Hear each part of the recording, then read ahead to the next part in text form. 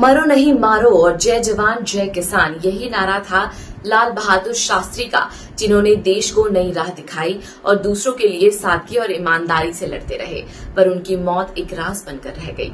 नमस्कार, मैं हूं साक्षी और आप देख रहे हैं न्यूज इंडिया। स्वागत है आपका सेगमेंट लेजेंड्स ऑफ इंडिया में। सितंबर सन 1965 की एक शाम भारत के राष्ट्रपति ने एक आपातकालीन बैठक बुलाई, जिसमें तीनों सेनाओं के प्रमुख थे। थोड़ी देर में एक छोटे से कद का साधारण सा दिखने वाला इंसान धोती कुर्ता पहनकर अंदर आया। उसे देख तीनों सेना प्रमुखों ने एक ही सुर में सवाल किया, पाकिस्तान भारत की सीमा में घुस आया है और हवाई हमले कर रहा है, क्या आदेश है अब? ये साधारण सा दिखने वाला शख्स कोई और नहीं, उस समय रहे भारत के प्रधानमंत्री लाल बहादुर शास्त्री। तीनों सेना प्रमुख से ये सवाल सुन शास्त्री जी ने अपना पुराना नारा मरो नहीं मारो याद करते हुए कहा कि आप देश की रक्षा कीजिए और मुझे बताइए कि आपको इसमें मेरी कहाँ जरूरत है। और फिर भारत की सेना ने खुलकर युद्ध लड़ा। पाकिस्तान की अमेरिकी हथियारों से लैस सेना को कड़ी टक्कर देते हुए इच्छोगिल नहर, जो भारत पाकिस्तान की असली सीमा थी, उसको पार कर लाहौर पर कब्जा कर लिया।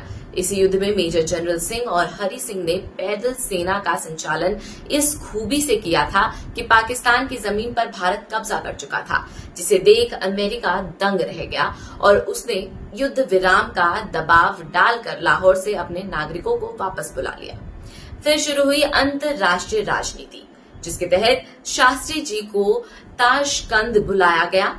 हमेशा उनके साथ जाने वाली उनकी पत्नी ललिता देवी जी को इस यात्रा में जाने से मना कर दिया गया और वहां समझौते और युद्ध विराम के नाम पर शास्त्री जी को पाकिस्तान से जीती हुई जमीन वापस करने को बोला गया, जिसके लिए शास्त्री जी ने ये कहकर मना कर दिया कि उन्हें युद्ध विराम की शर्त मंजूर है, पर जीती हुई जमीन पाकिस्तान को किसी कीमत पर नहीं लौटाएंगे। वो 11 जनवरी सन 1966 की रात थी। उसके बाद की घटना एक रहस्य बनकर रह गई और अगले दिन समझौते पर शास्त्री जी के दस्तखत और होटल के कमरे में उनका पार्थिव शरीर मिला।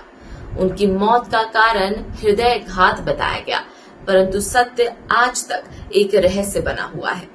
इस युद्ध के दौरान जहां एक तरफ भारत की सेना ने दुश्मन को करारा जवाब दिया, वहीं दूसरी तरफ शास्त्री जी ने जय जवान जय किसान का नारा देते हुए आर्थिक मंदी के चलते भारत की जनता को हफ्ते में एक दिन उपवास रहकर देश हित के लिए धन जमा करने को कहा, जिसकी शुरुआत शास्त्री जी ने खुद अपने घर से करते हुए सारे नौकरों की छुट्टी कर दी और घर का काम खुद करने लगे। अपने बच्चों के ट्यूटर की छुट्टी कर दी और अपनी पगार लेनी भी बंद कर दी।